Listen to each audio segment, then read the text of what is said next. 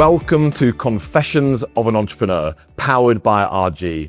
My name is Carl Swansbury, and I'm absolutely delighted today to welcome onto my podcast my very good friend, Northeast Super Connector, Paul Lancaster.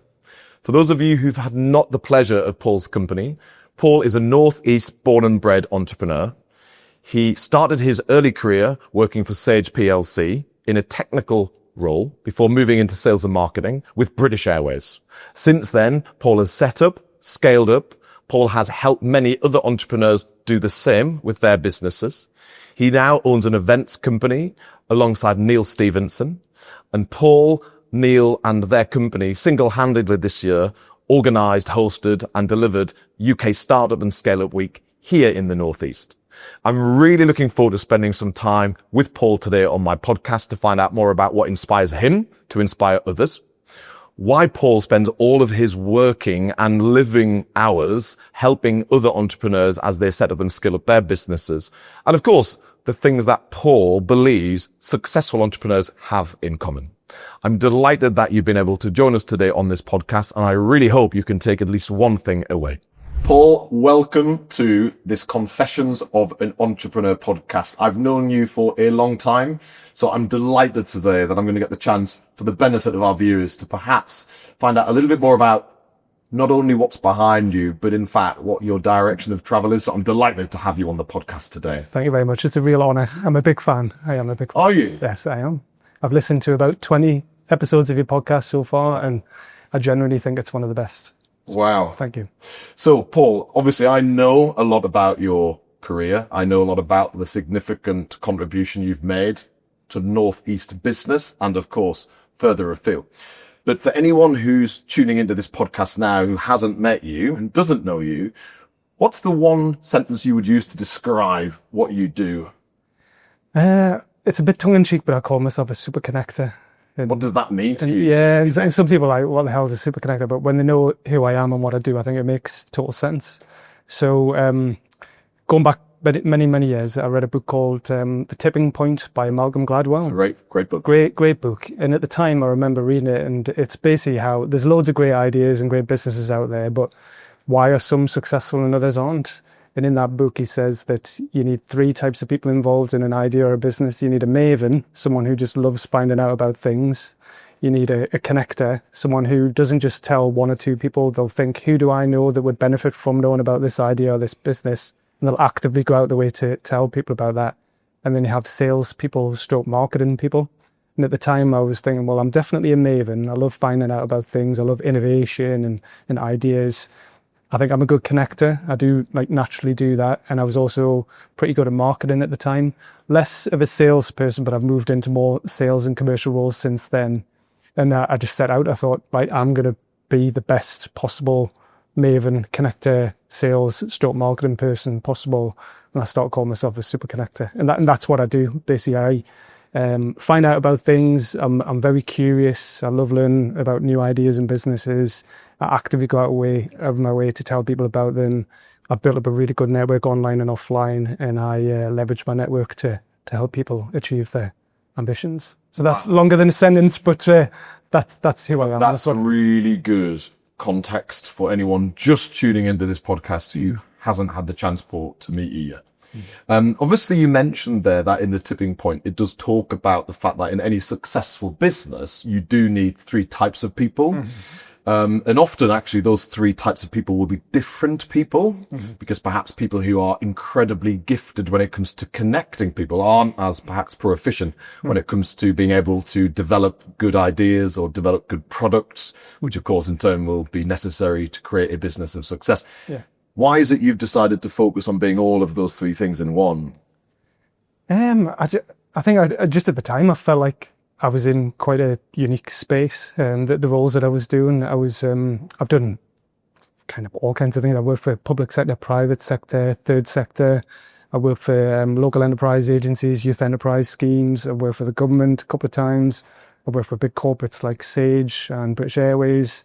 I've had my own business. I've done quite a lot and built up a broad network, quite a diverse network through and just have lots of interest. And I thought I'm in a unique position to to do things, and I do tend to find out about things before other people. I think I'm a good talent spotter as well. Interesting. I mean, there's a lot in there that you've said that I'm looking forward to unpack. But last question before we perhaps just take a few steps backward. Obviously, nowadays, perhaps certainly in professional services, which, as you know, Paul, is my background, a lot of people take pride in having one career, often one employer, if in fact they don't have their own business.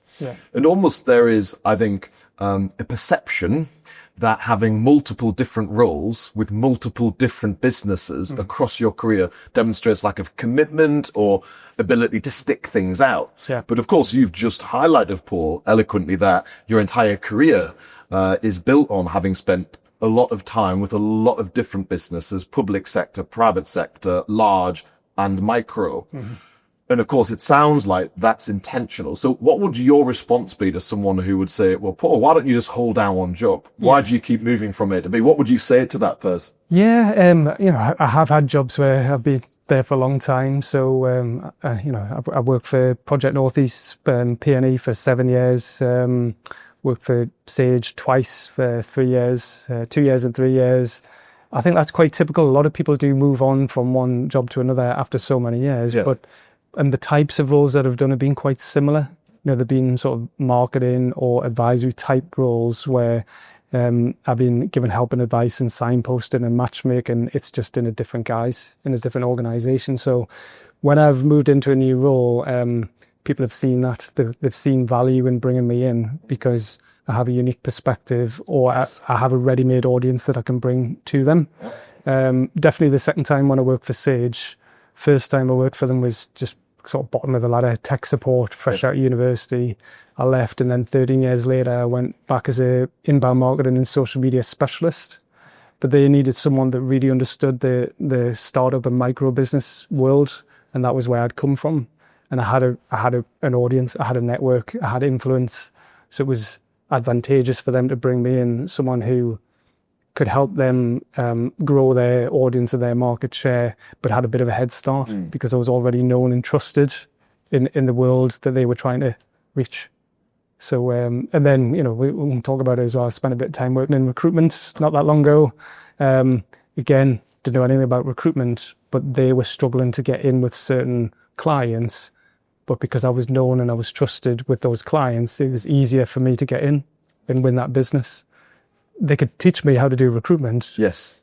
But I had the trust and I had the ability to get in where they maybe couldn't. Yes. And for anyone who is watching this podcast now and perhaps finds it difficult to open doors, finds it difficult to generate connections with people who over time might become clients or colleagues or friends even actually outside of business, Paul, what's the one thing that you think you need to be a super connector, to be able to engage people positively? It's a bit of a cliche. I think you do need to genuinely like people and you need to be interested in people. Like, I think people can smell it a mile off when you're just trying to sell to them. Yeah. And I've seen that, and I've seen people who, I don't know, it's like, maybe it's a sixth sense or something. People recoil when someone's just trying to sell and just trying to do a deal. And they're not really listening, they're not asking questions, and they're not trying to understand what that other person needs or wants. And I think that's why I really enjoy having my own business and being quite independent and slightly anti-establishment, I suppose. I like sort of ploughing my own furrow, as it were, because, I'm very, again, cliche, customer-centric, business-focused. What do they need? And I'll leverage my network. I'll try and find the right solution to tell them get to where they need. I don't just have one product or service that I'm trying to sell. It's interesting, isn't it? Because actually, really what I think you've said there is to connect with someone in a way in which is meaningful, you have to have the right intentions. And I appreciate people might think they do, but often people ask the wrong questions because all they want is the answer they're seeking rather than to understand. And I think I agree with that. Unless you truly have an obsession to understand someone, you'll never ask the right questions. And of course, in turn, you'll never understand them. And therefore, providing a solution or selling a service will be impossible because you're always shooting in the dark, aren't you? Yeah, exactly. I mean, obviously there's got to be a commercial element to it. you're not just trying to be friends with everyone. And I think that there is a danger that you can just have lots of friends and like everyone knows you and people like you or they don't like you, do you know what I mean? But actually doing business with someone is different, you know. And interestingly, I have built up a really good network and I think trust and like you know, at all levels, in corporate and tiny businesses and in every type of sector. But when I moved into recruitment, straight away, the walls went up, just because I'd moved into recruitment. Oh, really? So your very long-standing, trusted connections were anxious because they questioned what it was you were trying to do within the recruitment environment, i.e. to sell them CVs or sell them recruitment services. Yeah, exactly. That's interesting. And that's a stigma to the sector, isn't it? Exactly, and that is a problem. But yeah, I remember going to an event and saw someone I hadn't seen for a while. I mean, bearing in mind this is not long after lockdown and things had opened up again.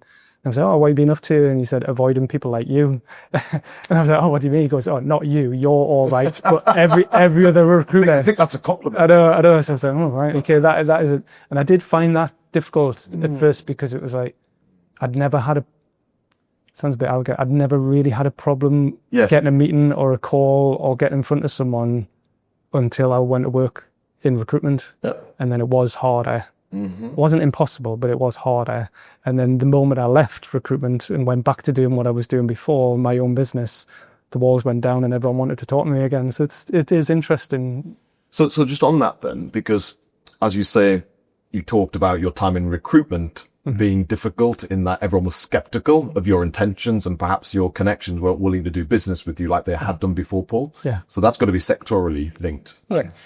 And of course, there might be other sectors like recruitment where there is this perception that it's a very heavy sales focused environment whereby actually it's not about doing good by your client, but in fact by leveraging your client for your benefit. I guess a state agency could be a similar associated space. So to any owners of recruitment businesses watching the podcast or any recruitment consultants, you know, making their way in this space and coming across the same obstacles and objections as you faced as a super connector, what's your advice to them? How can they break down those barriers? I think we had a guest on recently. I was listening to one of your podcasts and he was saying that in that industry, a lot of them have like 25% success rate or something like that. So it's like a huge failure to deliver. Yes. So that is a problem that like clients are disappointed repeatedly. That's right. They are disappointed 75% of the time. Yeah, exactly right. That's right. But and there is a lack of trust. You know, there are some bad behaviours in certain industries. So I think that is a challenge. So you have to spend time really understanding the client and where they're at, and not just trying to get a quick deal over the line just to hit your targets. Yes. And that comes from the top, the leadership. Well, the leaders are saying, right, you have to do so many calls, you have to get so many numbers in, and then you're under pressure to do that. If it could be a bit more patient around that, and I used to joke a little bit with my colleagues, say, we're not recruitment consultants, we're growth consultants. That's what we are. And definitely the recruitment agency I work for, I think is good at that. They are good at advisory. They don't, compared to their competitors, they're not just about the quick, but they do spend a lot more time advising the clients, whether they're working with them or not. They have a really good understanding of the market, and they do spend time giving help and advice to a point. So yeah, I don't know if that answered the question or not. It does. Some of it is about perspective, but actually a lot of it is, as you say, the way in which the business puts in place KPIs to monitor performance. And of course, in the recruitment sector, sometimes KPIs are all about number of calls, CVs out, jobs that you're working on. None of those actually directly linked to delivering a great service to the client. Yeah. So I do think there's something there around celebrity service. And my good friend Jeff Ram absolutely has a view on how a recruitment business could be turned upside down to be more profitable, but by actually being much more conscientious in terms of deliverables. Yeah. So I think what you said there, Paul, is interesting. Let's just take a few steps back. Okay. Because obviously a lot of our viewers want to know what your upbringing was, and of course, what got you to actually join Sage. Which of course was your first formal full-time job outside of academia. So can you just tell me a little bit about, I guess, your upbringing and, whether you feel you have a privileged upbringing to look back on, or whether it was perhaps more sort of working class, Paul? Yeah, I had a very happy childhood. Grew up living in Crowcrook, which is Westgate village next to Wylam, sort of along the Tyne Valley. My father was an accountant. My mother was a housewife, stay-at-home mum. Like I say, very, very happy childhood. I would say middle class, working class to middle class, aspiring sort of. Sure. You know, talking about the 80s. You know, I'm 48. I know I don't look it, but you know, but going through school, I just floated along. I didn't really know what I wanted to do. And you went to a state school, right? Just secondary school, state school, nothing particularly special. Did well. I was in all the top sets, and going through all the reports, it used to say very talented, can go far, easily distracted. And I think that's followed me through a lot of things. Oh, really? So now you're easily distracted? I think I'm less so, but I am interested in lots of things. So that easily distracted is possibly a strength, as well as a weakness. That's right. I guess being intrigued, always wanting to know more, is quite different to being distracted, because you're choosing to be distracted. Yeah, exactly. It's quite different, I would say. And broad interests. Growing up, I was always into art and music. Further on in life, I did become a semi-professional DJ, producer, club promoter, had my own record label for a while, travelled the world DJing, which was pretty cool. Growing up, even before that, I used to want to be a ninja. I remember saying to... Where do you think that comes from? Because your father, who of course is a qualified accountant, ex-PricewaterhouseCoopers, perhaps didn't have affinity to ninjas. So where did that ninja? Yeah, no, I think just like I say, just a bit of a dreamer. Just like loved movies, loved music. Watched loads of martial arts movies, Jean-Claude Van Damme, Karate Kid, all that sort of stuff, like a lot of kids did in that time. And I don't know, I think I always wanted to do something a bit different. I always felt like didn't just want to do the normal. And how close did you get to becoming a ninja? Sadly not. I got told there was no need for ninjas in Crowcrook, so that was That's the end right. of that. It's certainly a niche market, isn't it? For sure. Yeah. But skateboarding, you know, I suppose always looking to outside of Crowcrook and the wider world and what was going on, and definitely really, really into music, house music, Manchester, Happy Mondays, Stone Roses, all that sort of stuff. And again, just dreaming of that other world, and like sort of slightly anti-establishment, counterculture always fascinated me. And where did that sort of very open-minded outlook come from, i.e. this anti-establishment culture? Because of course your father, qualified accountant at PwC, the largest advisory firm in the world, that's very much a politically appropriate environment. You know, it's a very professional environment. So the absolute opposite to some of the things you're pointing out. So where did this sort of keenness to do the opposite come from? Probably was a bit of a slight rebellion to that. Father, because you know, my dad's fantastic father. I think it was only once I got to my teenage years that I appreciated just what a good dad he was. Sure. Definitely in the early years, you know, he was like a lot of people, like grafting, you know, trying to forge a career, doing climbing the sort of corporate ladder, I suppose, at Coopers and PwC, as it was, Price Waterhouse and Grant Thornton and stuff like that. So yeah, I spent a lot of time. Probably my mother was around, but she was a bit more of the creative slant and a bit more encouraging and sort of nurturing and that sort of thing. Maybe just the interests at school. Had some great teachers who encouraged more the artistic side to me as well.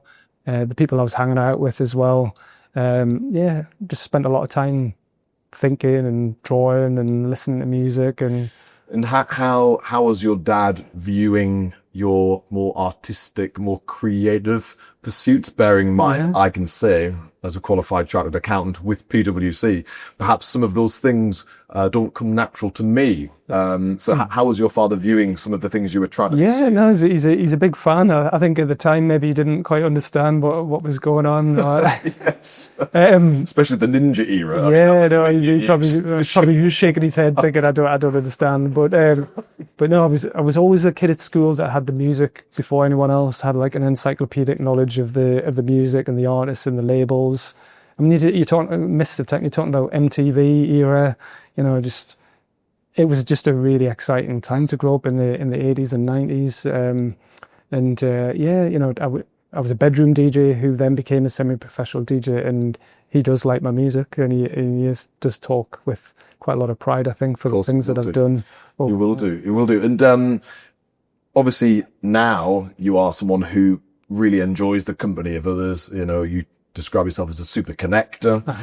Were you back then someone who was very comfortable and very confident just engaging people? And is that what took you into sort of becoming a DJ? Because I guess that is quite a social thing to want to do, right? I mean, you're quite publicly, you know, known. I always remember I used to get told, "Oh, you're a really good listener."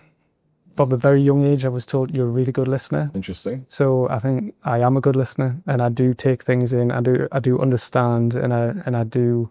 That does percolate, and I do sort of come up with answers, and I'm a good problem solver as well. I do like doing that.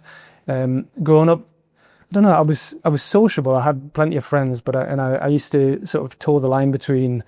I was hanging out with the SWATs, and I was hanging out with the cool kids as well. I was able to just fit in anywhere. So that I think, again, you know, your early years sort of influence and that ability to fit in and morph and adapt to any situation. I was always really into girls as well. I was always chasing girls. DJ must have helped with that. Well, the thing with the DJing, you think it's really glamorous, but you're usually the last one to leave or the first one to arrive, depending on what you're doing. So never quite benefited from that. But also, I think, you know, even that influences what I do as well. I do events now, you know, and for me, I was always, the DJs that I really admired the most were the ones who were like anonymous, behind the scenes, setting the scene, setting the tone, the vibe. And I love that you can influence what someone's night is like and someone's experience by the music that you play and how it fits together. And even when I do the events now, I do approach my events like that, almost like a DJ set list. Like the speaker that comes before, after the other one is very deliberate. Yes. Because I want to take people on a bit of a journey. Yes. Like you would on a DJ set list or a mixtape. And even the music when people are coming into the room is all quite subliminal, setting the tone and sort of messages that people might or might not pick up on as well. So I do think a lot about experiences and as if it's like a DJ or a musician. Yeah, and of course, only a few weeks back, did you host in Sunderland the UK Startup and Scale Up Week, which was just a phenomenal week. Yeah, thank you. You did a brilliant job of interviewing and genuinely delightful. Sarah Davis. I thoroughly enjoyed my fireside chat with our good mutual friend Sarah Davies. But that was a phenomenal week, without doubt, and everything you've just said, on reflection, I observed, albeit at the time quite subconsciously. Yeah. But now I look back, absolutely everything you've just said, I saw. And we're going to talk a little bit about UK Startup and Scale Up Week just a little later, Paul, if you don't mind, because actually a lot of our viewers would benefit from knowing why and what the key takeaways were, especially if they didn't have the opportunity to attend. So obviously, your first employer was Sage. And as you say, you went in more in a technical role than a sales role. And of course, from then you did have a number of different jobs in corporates. So just for the benefit of our viewers, I'd love to talk about when you first felt the need or the sort of absolute compulsion to set up your own business.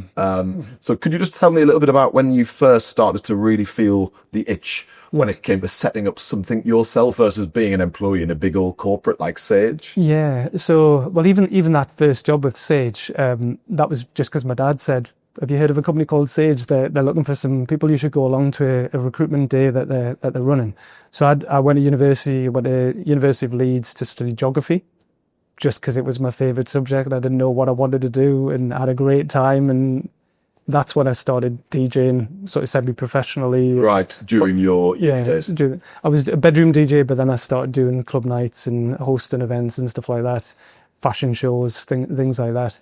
And then, I was like a lot of people going for lots of interviews for graduate recruitment, graduate jobs, getting frustrated, getting to the final stage and not getting the job and thinking, well, what's going on? And with hindsight, it wasn't that long. It was probably only 6 months, but I remember feeling really disappointed that this job that I'd been promised, that at that time, all the teachers and all the politicians, everyone saying, you must go to university. If you go to university, you would be in the top percentile and you'll walk into that job. And then I got the job at Sage and realised I didn't actually need a degree to do that. I was in amongst people who didn't have a degree. Yes, and perhaps not a geography degree. No. There might have been some degrees that might have been more relevant, but you can't see how that's remotely transferable. No, but that role, it was a tech support role. Brilliant company, obviously FTSE 100, huge success story, not just for the Northeast, but for the UK. Absolutely. Excellent training, learned a lot, did enjoy that problem solving, and you're talking to businesses all the time as well. So I did enjoy that a lot, but I did struggle a bit to fit into that corporate world. I did find it frustrating that you're, in effect, like you're on the phones, you're on a help desk. You can't really do much other than that. You're hitting certain targets, then you might get promoted, but you just get a little bit more money and you're doing the same job. It's quite hard to break out of that. But at the same time, I was getting into music and making music production and DJing more and more, and that was sort of my dream to get into that sort of thing. But I started teaching myself basic web design in my spare time. And I could see that it sounds like really ridiculous talking about it now, but it was like, this is going to be a big thing, websites. Yeah, building these websites for the first time for businesses. So I just got some books, learned how to do some basic websites, and then got a job at British Airways as a graduate trainee web developer for them here in Newcastle as well. Part of an intake of people, I think there was about 15 to 20 of us, loads of training, and then they basically said, right, you do that, you do this, and I moved into a role where it was more of a quality assurance type role, because I quite quickly realised I could do it, but I wasn't a naturally gifted coder. I wasn't. Right. It wasn't as easy as some people. My brain doesn't work that way. I am more of the creative side. Yeah, you're a creative person, naturally. Yeah. But I do love it that you can make some changes and you can see the instant results on a website. And content, that was the beginning of the content creation, website management, marketing type roles that I've moved into since then. But yeah, great experience, did that. But actually, again, working for a big company like that, realize you're just a small cog in a big machine, very disposable. And that was brought to fruition. Sadly, 9/11 happened that year. So that year, 2001, it was just a catalogue of errors for British Airways. They lurched from one disaster to another.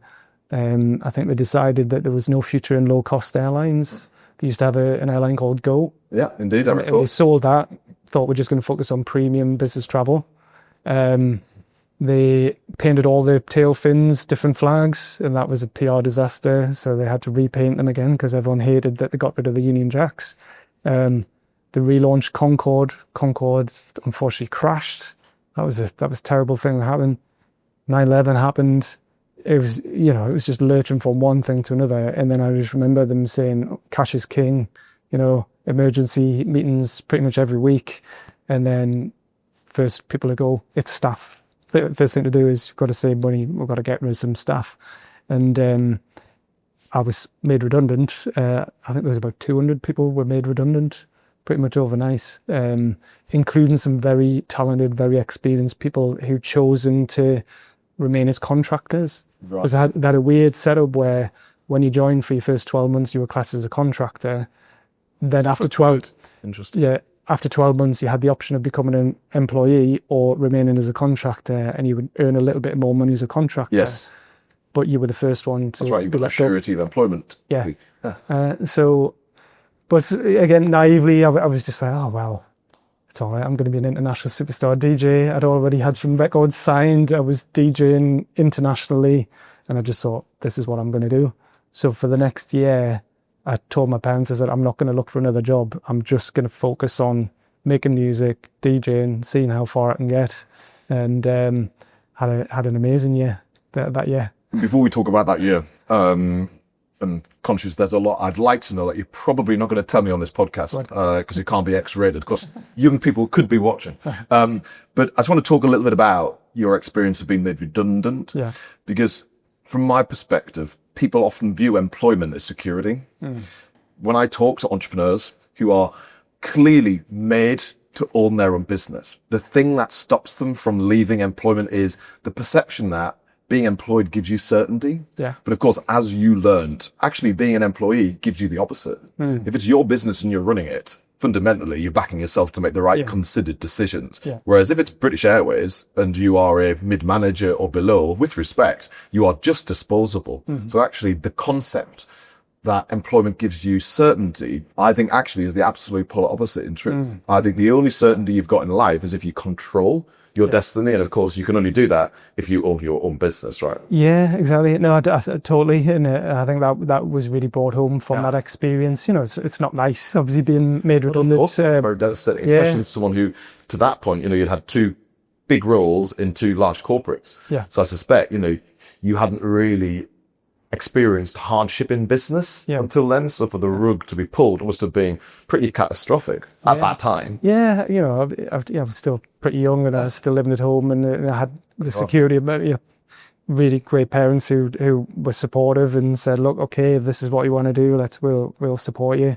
You know, without that, I wouldn't have been able to do it. But I think you can insulate yourself against experiences like that through your network. You know, we have talked about it before, but I think if you do have a broader network and you have lots of interests, you can protect yourself against that. And I've seen that lots of times over the years, not just for myself, but others who are able to bounce back and move into a new role. Yes. That's definitely what I've done through that. And obviously, when you left British Airways, you said to your parents, right, I'm going to have 12 months and I'm going to become without doubt, you know, a direct competitor to Calvin Harris, or words to that effect, perhaps. How close did you get to earning a significant living from being a DJ? Because like footballers, you know, you can be a phenomenal footballer, but only 0.1% ever make it professionally. So how close did you get? You know, it was a not that close. So I would say I was critically acclaimed, commercially not that successful, right? So I was put that on your gravestone, Paul. Yeah. Well, I was making good money. I was having amazing experiences. I had my records signed to multiple labels. I've DJed in South Korea, Rome, Malta, Washington DC, Sacramento, a place called Neuchâtel in Switzerland, London multiple times. Just had amazing experience and loved what I was doing. And I think again that showed me the power of the internet and connections and social media before it was known as social media, because back then it was a lot of MSN, sending music to other like-minded people, other DJs, other producers, other club promoters and label owners, and it was possible to that opened my world that you can, if you really put your heart and soul into it, you can do whatever you want. I do believe that is possible. If you're really clear on what you want to do, you can do anything if you really believe it, and you surround yourself with the right people. And I know you just said it, so you obviously believe it, but why do you believe that to be true? Because, for instance, if I said to you now, well, if anything is possible, if you want to travel to the moon on a commercial airline, then you're saying that that's possible. Why do you believe that you can achieve anything? Bear in mind, some people perhaps might sort of challenge you in making that statement. No, I think, you know, I said that before we started, I think I'm halfway through my career. I think I'm halfway. I've had lots of successes. I've done well, but there's a lot more to come. But I think going back to the school reports and stuff, I think that it boils down to focus. And because I've been interested in lots of different things, I maybe haven't been 100% focused on one particular thing, and not necessarily had the right people around me to help me achieve those aims, because you can't do it all on your own. You do need people to believe in you and support you. And like a lot of musicians and artists and creatives, they're not money focused. No, they want to do the art. They want to be creative, but they need a manager They need someone who can focus on the business, and that's something I didn't have. I was just loving what I was doing and enjoying what I was doing, but money wasn't the priority. As I've got older, money has become more important. Why is that? Why is money now more important than it was when you were a superstar DJ traveling the world? Yeah. Again, family, kids, you do get older, you've got responsibilities. But I still believe that you can achieve whatever you want with the right people. Yes. There's the right focus as well, which is something, one of the reasons why I partnered up with our mutual friend Neil Stevenson. Indeed. As well. Because since I started my own business in 2016, I've mostly done it on my own. Right. I've mostly had my own business, brought people in as and when I've needed to on a freelance basis or a part-time basis, but I've not wanted staff. And some of that is just, I want to move quickly and I don't want that responsibility, and I want to be able to move in different directions and do whatever interests me at the time. But I think after the lockdown, obviously that was another major problem for a lot of people. That showed how exposed I was, because I didn't have lots of cash reserves and I had to go back into employment. And that's why I moved into recruitment. So that was another big shock to the system, I suppose, that, look, I'm this super connected business guy, I've got this great network, I'm Mr. Business startup in the Northeast, I suppose, for some people, but I've had to take a job. And that, I just had to get comfortable with that it's not forever. It's a temporary thing. I'm going to learn from this experience. I'm going to grow, and I am going to get a bit more of a commercial slant, and I'm going to really knuckle down and do well. And I did do well from that experience. But I knew I was going to go back to what I was doing before and partner up with someone else. And just talk to me about how you got comfortable with, as you say, Paul, walking away from your own business where you set the standard, you set the tone, and fundamentally what you put in dictates what you achieve, to being a sort of employee in a big business whereby actually your ability to influence clearly was materially less, even though clearly you are very influential, but you appreciate my point. How did you get comfortable with that? Not only with yourself, but how did you get comfortable with the perception that creates? Yeah, it wasn't easy. No? Definitely no, it wasn't easy. I did do a lot of time coaching and mentoring and talking to lots of people, and I think recruitment actually is the closest thing to being self-employed. Definitely the company I work for, Nigel Wright Recruitment, but I mentioned them. It was a fantastic great company, but I was the only one on my desk doing what I was doing. So I was the only one in that company who was focused on software developers in that business. So I was responsible for winning the business, servicing the clients, marketing and promoting the jobs, doing the sales, closing the deals. So you are, in effect, almost like when you exactly. But you do have the back office support, and you do have resources around you, and you have a good team around you who could support you. So I think if someone is interested in being self-employed, or there's a lot of transferable skills, either moving from self-employment into recruitment, or recruitment and similar roles into running your own business. Yeah, it's interesting that, because of course earlier we talked about the fact that when you first entered the recruitment space, you found some of your network wasn't receptive because of the stigma attaching to recruitment. I actually wonder whether some of that is due to the point you made around autonomy, because sometimes corporates give recruitment consultants who have limited experience too much autonomy, and actually they have practices that perhaps are what creates the ill feeling between the business and the client. So I think that's a really interesting thing to sort of highlight. But of course, in your instance, given your experience, your seniority and your maturity, of course, you were able to, as you say, get comfortable because you had freedom, but within a supported environment, which probably therefore give you the sort of halfway house between self-employment and employment, which is probably why you got comfortable. Definitely. It is hard though, when you've had your own business, it is really hard to go back into a job.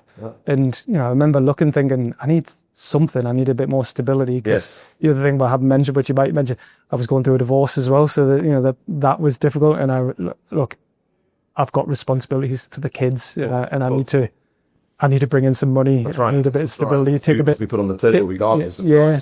Take a bit of pressure off, and really proud of how me and my ex-wife have managed that, and we're friends to this day, and we've had difficult times at the beginning, but we're friends again. Good. And the kids have always been the priority.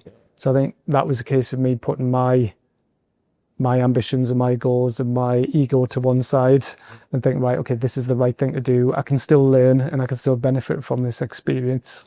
It'll just be, and I'll still be leveraging my network to help businesses grow, just in a different way, through finding talent that they need. So there's lots of boxes that were ticked in that role. I can't think of many or any other jobs that I would have done, and I didn't go looking for that. They came to me and said, "We think you would be really good in this job." So that was quite flattering as well. Yes. And obviously you mentioned that you and your ex-partner decided to separate. Was that separation in any way caused by some of the stresses and challenges caused professionally? Given, of course, to achieve anything in life, one has to make sacrifices, and sometimes it can be the sacrifice when it comes to the time you spend with those that matter most. So was in any way your business interest part of the reason why you and your ex-partner separated? Yeah, I mean, it definitely played a part in that. I think we knew each other at school. We'd known each other since we were late teens. We started getting together. We got together, and then we lost contact, and then we got back together 10 years later. So there was a long relationship. We'd known each other a long time. We changed a lot over the years. I think basically we just grew apart. And it got to the point where, yes, we've got the kids, we've got the house, that's what we share. But actually, there's something in me that was in me before I met her.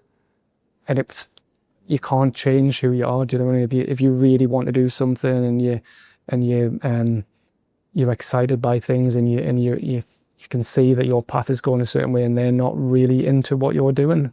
No disrespect to her, it's just like she just wasn't into what I was doing. Just looking for different things. Yeah, exactly. And yeah, when you're building a business, you do have to be quite single-minded and a little bit selfish sometimes when you're building things up. But I was guilty definitely of like going to lots of events, networking events midweek. I was always around on weekends, and the kids were always a priority. I was always like the dad, like proud of being a dad. Love being a dad. But definitely I probably, with hindsight, wasn't in the latter years as round as much as I could have been. Yeah. And is there regret in that on your part? Slightly. I think it was for the right, I think we split up for the right reason. Yeah. And I am happy. Right. I think she's happy now. And definitely the fact that we're still friends, and that the kids have come out good, and they've been the priority from the beginning, and I'm in a new relationship, and I'm very, very happy there. So it's, and I'm doing what I love doing as well. So yeah, and well, thanks for sharing. It's interesting because it is a cliche though, isn't it? Like a lot of entrepreneurs do. Totally. They're on to the second or third. No, this is true, and that's what I was going to sort of just touch on, because actually, more often than not, my clients and indeed our friends and people who are highly successful in business seem to actually, as they evolve, as their ambition becomes greater, they perhaps go on a personal journey, which means they have a different set of priorities to that of their life partner. So actually it's common, isn't it, that highly successful people do find themselves having more than one life partner, 2, 3, 4 wives or husbands during the course of their life. And you do wonder if there is something that is causing that. And genuinely what I believe is that certainly in a husband and wife scenario where perhaps one of the two has a big career, huge ambition, wants to build something, and the other perhaps less so, clearly there is a separation at some point, because if you're working 15-hour days a week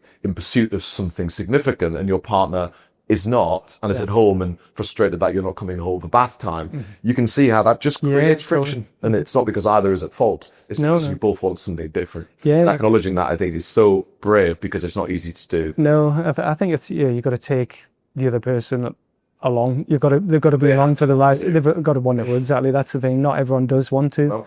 No.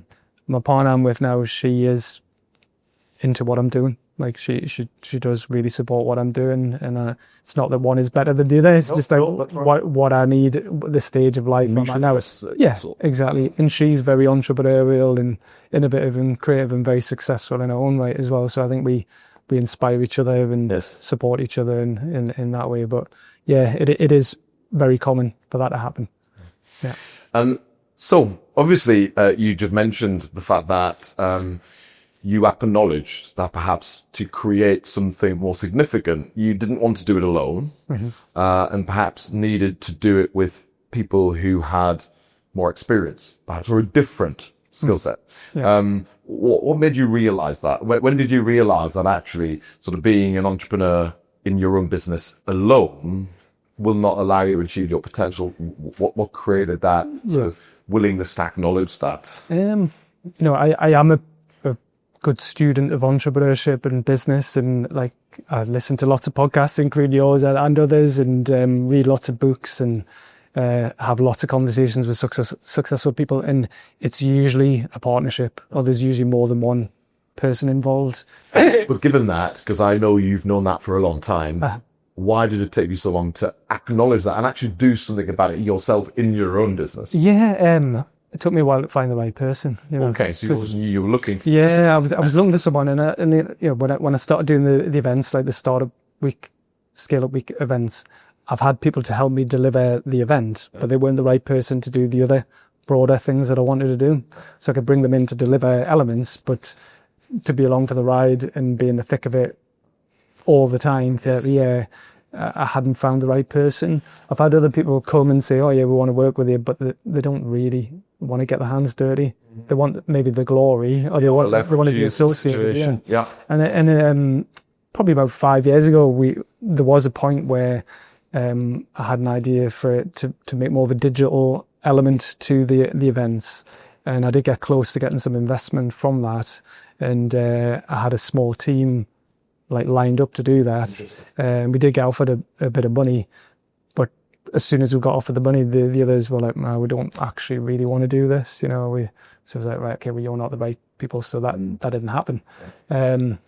So I've been looking for someone for a while. I moved into recruitment for dead on 2 years, left in January last year, basically picked up where I left off.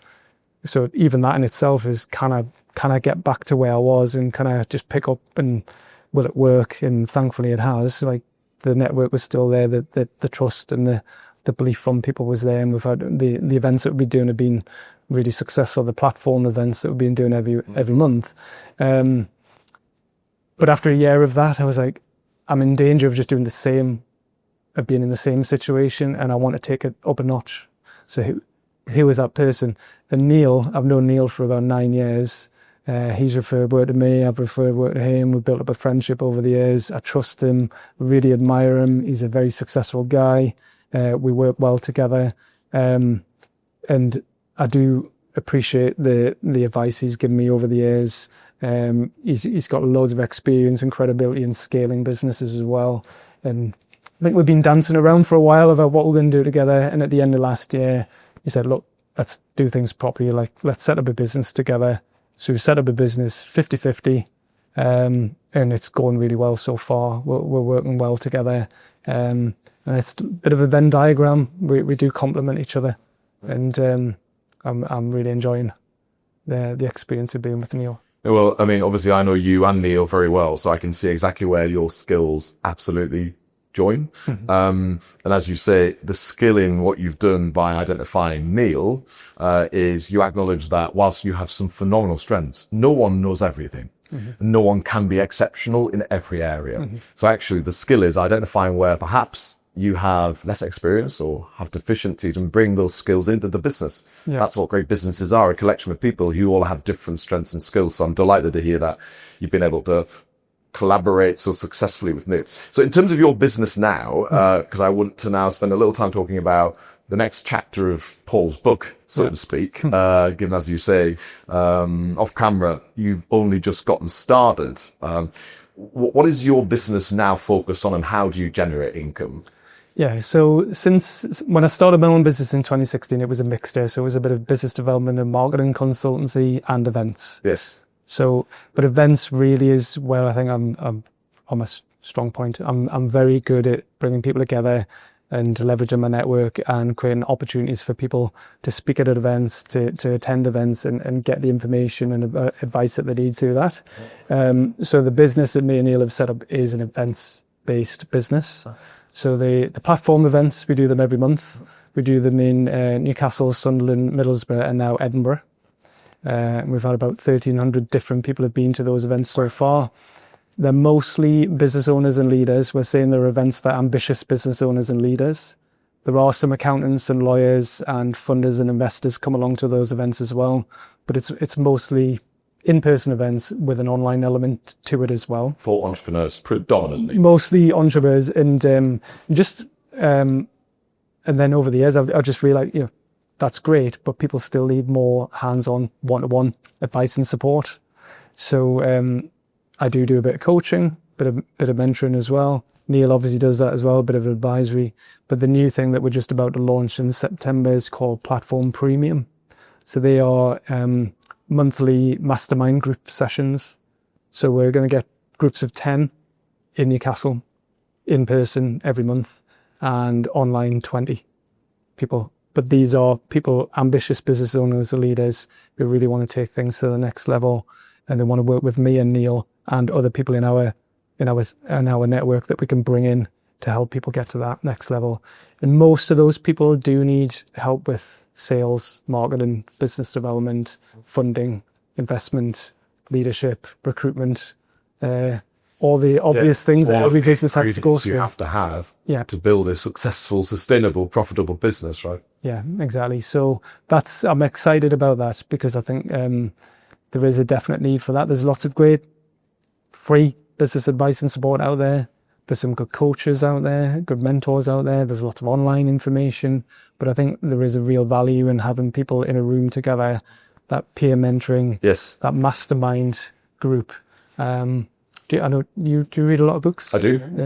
Have you ever read Think and Grow Rich by Napoleon Hill? I actually haven't, but I do know the book, right. But I haven't actually read the book, Paul. Highly recommend reading that. That's the sort of book that a lot of people reference, but they maybe haven't read. Yes, I've not read it. But if you read it, it's the very first kind of its type, where the guy Napoleon Hill, he interviewed hundreds of the most successful entrepreneurs and industrialists and worked out what the common traits were. And he's put it all in this book. And one of the things is this mastermind group element. So peer learning. People who have a vested interest, or they're all working together for mutual success. Yes.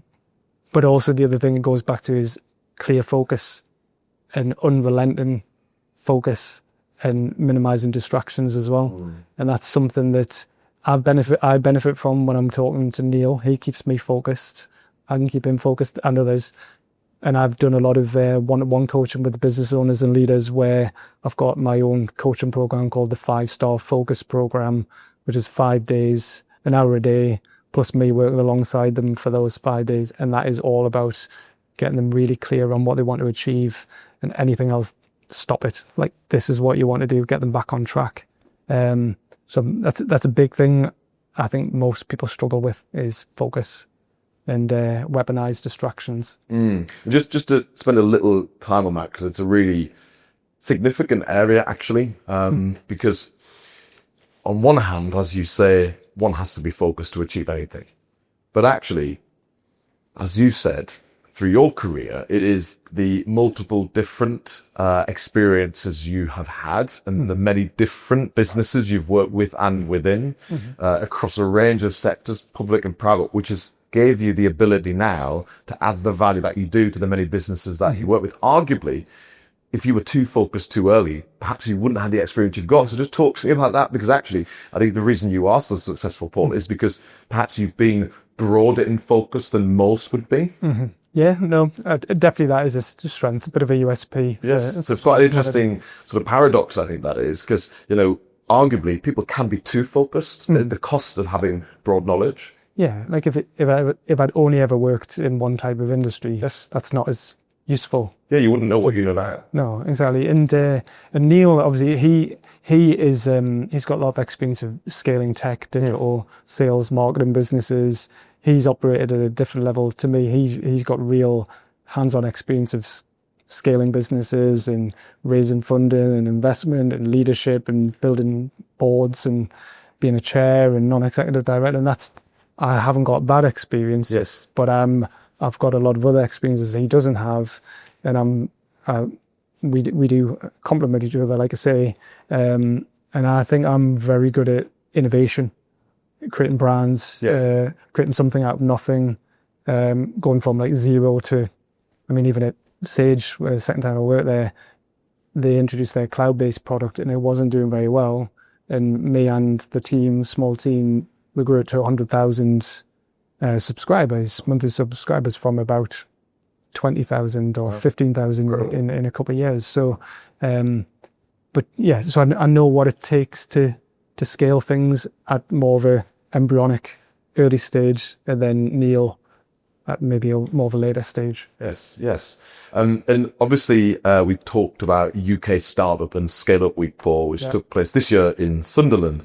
And as a Macam, not only was I delighted to spend time on the right side of the time, but genuinely it was a phenomenal showcase in the Northeast, helping people who either have a business or want to start up a business probably be inspired and to meet people who can help them as they go. So congratulations again to you and Neil for all of the hard work you did to put on, host and execute such a phenomenal event. Thank you. How does that sit with your now events business, just for my own knowledge, in fact? Yeah, well, obviously it's one of the events in our portfolio that we do. I was doing, it used to be called Newcastle Startup Week because it took place in Newcastle. Just to clarify, did you come up with the idea of Newcastle Startup? Oh, yeah. So this is your event, it's your brand, you're not running a franchise here. No, it's my event. So that's what I mean. I think I'm good at creating, I'm still flying the flag for UK Startup and Scale Up Week. I keep telling you, and I'm not sure I'm sunk in yet, but I actually do want... I'll give you this one if you want. No, thanks. How can you want it? So yeah, Newcastle Startup Week, platform, Founders Friday, I'm pretty good at creating these things. Platform Premium, Platform Plus, Platform Pro, all 5-star Focus, 5-star Thrive. I'm good at this. Here's a question. Sorry to cut across you, but obviously you talked just 2 minutes ago about Focus. A lot of events in there. There is, but they're all related. They're all complementary. So you consider them to be sort of so similar that actually that is one focus. Yeah. So like going back 2016, when I started my own business, I was doing consultancy and advisory work, and then I thought, what the Northeast needs, because I'm really interested in regional development and why is the Northeast still lagging behind other regions? What's it missing? What do other successful ecosystems have that we don't, and all that sort of stuff. And one of the things that successful ecosystems have is a big event that brings everything together. So I was waiting for someone else to do it, and even when I was at Sage, I was trying to get Sage to put on this event, and they weren't interested. So I thought, well, I'll just do it then. So I thought, what it needs is a big event that brings everything together. Everyone can learn about all the best help and advice to start and grow a business and get funding and finance. And I think there are 5 stages that every new business product or service goes through to be successful. So day 1 is inspiration day. So everyone needs a bit of inspiration and geeing people up and getting people excited and motivated. Once you've got that, day 2 is getting started. That's your practical steps to bring your ideas to life. Okay, you've been inspired, now what? Let's get shit done. Wednesday is funding and finance. Everybody needs money to start and grow a business, or you need to be on top of your accounts or finances. All that. Thursday is growing and scaling. So how do you take it to the next level? So sales, marketing, business development, leadership, mindset, building a team, national expansion, international expansion. And then the 5th day, Friday, is keep going or pivot. How do you keep going? Do you keep going? How do you know what's working, what's not? Do you stop? Do you change direction? And I think every company, every business or product or service that I've been involved with goes through that. So that's the gist of the event. And even the coaching, the one-to-one coaching that I do, the 5-star focus, is those 5 themes. Right. And we'll include those 5 themes when we do the platform premium as well, coaching, because they're just consistent. Like, everybody struggles with the same things. Doesn't matter whether you're a big company or a small company, a startup or a scale up or a corporate. You need similar things, just in different ways. And will UK Startup and Scale Up Week travel? And by that I mean, obviously, a few weeks ago it was in Sunderland. Are you looking to replicate that nationally? Potentially. So that was a deliberate thing. So I called it Newcastle Startup Week because it was in Newcastle, and it was mostly focused on starting something new. Mm-hmm. So not just startup. To me, a startup is a new idea, a new product, a new service, a new business. So even if you're an established business, you can start something new. Totally. So it's an innovation, yes, entrepreneurship event. But there was calling it Newcastle Startup Week did cause unnecessary problems. Like, some people are, well, I'm not from Newcastle and I'm not a startup, so can I come? So I changed it. I was going to call it Sunderland Startup Week. And I thought that I'm just going to have the same problems, even bigger problems probably. So I'll call it UK Startup Week. And then it was like, well, it's not. I'll call it UK Startup and Scale Up Week. Just make it really, really obvious that it's UK. It's an event of international significance. Right. It's for starting and scaling businesses, and it just so happens to be in Sunderland. We could move it somewhere else. Someone else could take it on. We could move it somewhere else in the UK, but I'm most passionate about the north or the northeast. So I'd like to keep it in the northeast. Might move it somewhere like York. I think York would be a good place to do it. Easy to get to from anywhere, but location does matter. And being in Newcastle has challenges, but being in Sunderland, I knew it'd be harder, but it was harder than I thought to get people to the event in Sunderland. So they're proud of what we did. We had 420 people there, but in Newcastle we had 600 people the first 2 years. In the third year we had 800 in Newcastle, but that was pre-lockdown, wasn't pre-COVID. Hadn't done an event for 6 years. New city. Sunderland hasn't had a big event like this ever, I don't think. No. Definitely nothing like that. But I agree. But it worked so well. And of the 420, just under 2/3 of those people were from outside of Sunderland, which was really good, all over the UK and overseas. And I have had some interest from other countries saying, could we do that? Could we do a Startup Scale Week there? Potentially, but it's probably hard doing a 5-day multi-venue citywide event. I have done a startup day at Newcastle College. Okay. I did, and that worked really well. So the 5 themes were covered in that one day. That could easily be done anywhere. But I think the platform event is probably more portable. We could probably do that anywhere, literally anywhere. And there is, I'm doing some stuff with organizations in China and other companies who are interested in us moving things over there. So yeah, watch this space.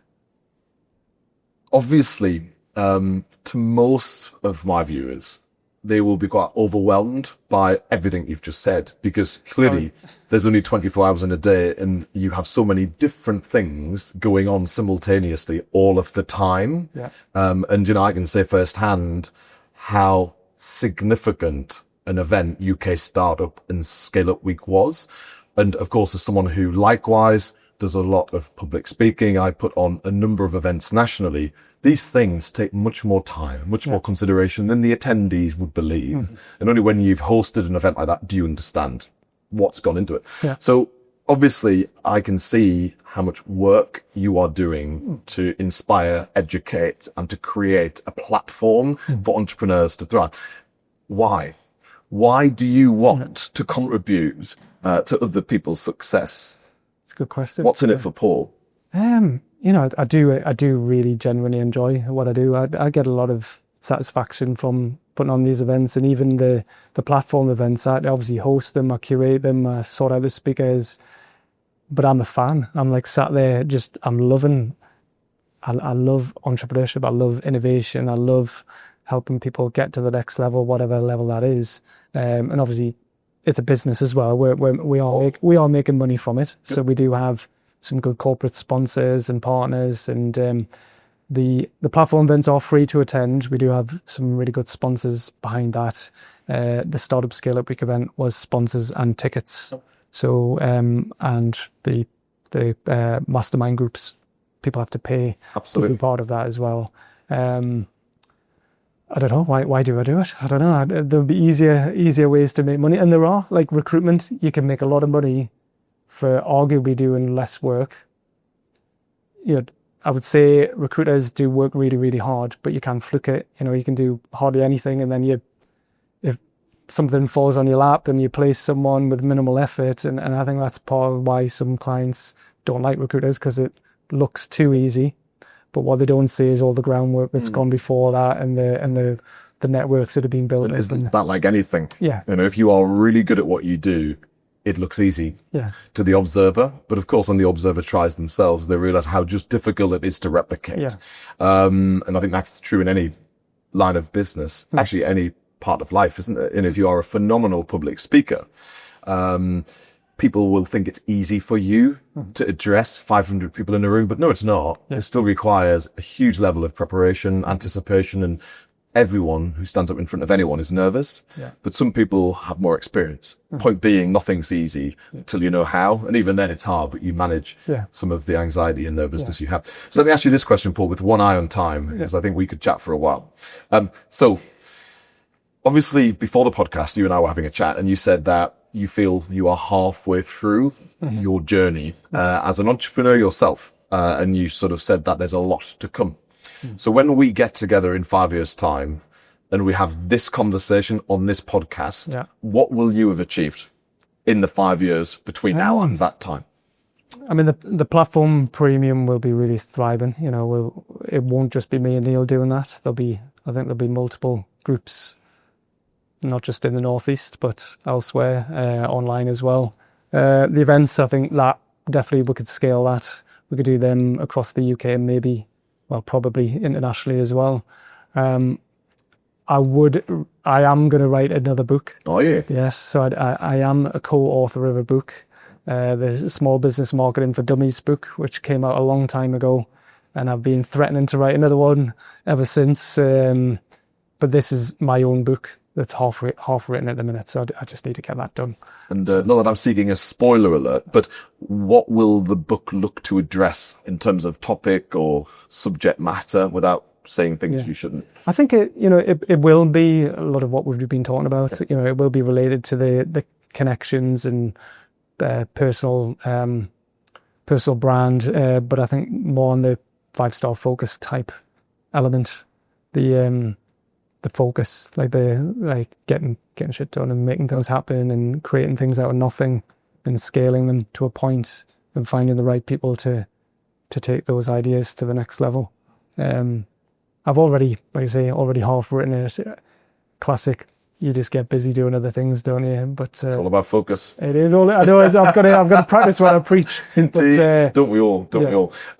So my last question today is, obviously, you have, over your career, which has been hugely expansive and incredibly successful, you've met, coached, advised, worked with, worked for hundreds and thousands of people in business, regardless of their level of seniority, whether they are employers, employees, entrepreneurs, founders, or otherwise.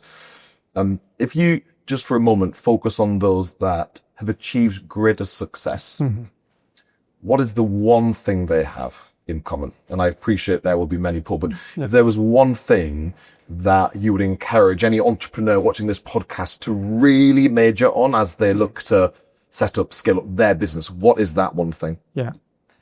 I was going to say focus, but I mean, that is definitely a common theme for the most successful ones, being that like totally laser focused on what they're trying to achieve, but they don't do it on their own. The most successful ones aren't the only people. They might be the most famous and most well known, but they have a team around them, and then they're very good at finding that team and bringing the right people in at the right time. So yeah, I do see that a lot, where people are just trying to do everything on their own, and they don't have a network. They're not well known. They never go to any events, and they struggle. I definitely see that in the tech and digital world and other industries as well, where they think that the technology will sell itself, but it goes back to the tipping point. You need people to know about it. That's right. And you need people to sell and market it as well. And there is definitely a suspicion in the tech world. A lot of techies really don't like marketing or salespeople, which is why recruiters struggle with them as well. But they do need them. But yeah, I'm thinking of, who's the most successful people I've met. Neil's successful, but Graham Wiley, amazing guy, fantastic team around. As in Graham, who founded Sage. Yeah. But he wasn't the only one. A lot of people don't know the others, but originally it was a team of 3. But you had the prodigious tech talent, which was him. You had the businessman, the entrepreneur who had his own printing business and could see the value in using the software in his business, and then could see how it could be grown out there. And you had Graham's lecturer, I think at university, was a former NASA scientist. So, 3 very credible people who just came together and could see the opportunity there. But I always remember working for Sage. I don't know if they still got it. They used to have a place called the Sage Museum, which inside Sage's office up in Great Park was a little room that people hardly ever went in. I think most people didn't even know it was there. And it was all the awards and trophies and press cuttings and clippings from yesteryear. Oh, wow. Including the original software in a box, the original computers as well. Wow. And what people think it's hard building a website or building a bit of software. It is. It's expensive. But you think back then, Graham Wiley, he wasn't just selling software. He was trying to sell he was driving around with the software and a computer, trying to persuade people to use a computer and software. The education involved in early adoption of anything is just so significant, isn't it? Amazing. But, hard work, graft, great product at the right time. But also a good thing that they did really well was they introduced something called Sage Cover, which is almost like an insurance premium. Did you remember that? I don't actually know. So when you have accountancy software, you don't necessarily need to update your accountancy software every year, or back then you didn't need to. You could just buy the software and every few years you could get it. Your payroll software, you had to change it every year because the tax codes changed. And they introduced something called Sage Cover, where you bought the software and you paid for an annual Sage Cover, and then you always got a new software every year. And then peace of mind that if anything went wrong with your software, they would fix it. If you had any problems with your payroll, they would fix it. And that was like a massive stroke for Sage. That was the precursor to SaaS. They made a lot of money from Sage Cover. Some people would never ever ring up. It was just that peace of mind. They'll pay that extra, and that was a real smart move by Graham, that they would get accountants selling that and resellers getting behind that, not just the software, incentivizing them to sell the software, but also the Sage Cover as well. Well, you've just really described the HomeServe business. So I have Jeremy Middleton on my podcast a few months ago. And of course, he and Richard Hartman founded HomeServe. And of course, that business was all about providing insurance products to homeowners when it came to boilers. Yeah. And of course, 90% of the time, people didn't claim. But of course, the recurring revenue that generated was just so significant. Yeah. Paul, thank you. It's been a phenomenally interesting, colourful, varied podcast, and I'm confident all of our viewers will take so much away. Congratulations again to you and Neil for putting on, delivering, and hosting a phenomenal UK startup and scale-up week in Sunderland. And I hope next year it remains in Sunderland. But for now, Paul, thank you for joining me. Thank you. It's been a pleasure. It's been an absolute pleasure today to have Paul Lancaster on my Confessions of an Entrepreneur podcast. It was really interesting to find out a little bit more about Paul's early years when he spent time with Sage and British Airways before being made redundant from British Airways, which perhaps was the first time Paul realized that as an employee, you never have security. Perhaps only as an entrepreneur owning a business, you in fact have such security. Paul spent a lot of time talking about him being a super connector, focused entirely on helping like-minded people come together to create businesses of significant scale. And of course, the key thing that Paul is fully focused on is helping people be inspired, because without inspiration, you'll never take that first step from employment into self-employment. And of course, only once you are self-employed will you ever fully appreciate what being an entrepreneur is about. It was really fascinating to understand a little bit about Paul's why. And of course, Paul exists fundamentally to connect people. Paul sees great pride and takes pleasure from helping those, perhaps who've got a great vision, a great idea, but don't know how to execute it, don't know how to put into practice perhaps some of the theory that they maybe have read, or perhaps some of the structures that they've seen put in place by their employer. And of course, the thing that I think is most endearing when it comes to Paul is his honesty and his absolute no-nonsense approach to trying to put good people together who together can create great businesses. You've been watching Confessions of an Entrepreneur, powered by RG. We hope that you thoroughly enjoyed this podcast. If you would like to download any other podcast in our Confessions of an Entrepreneur series, then please do so either from the RG YouTube channel or from wherever else you consume your podcasts.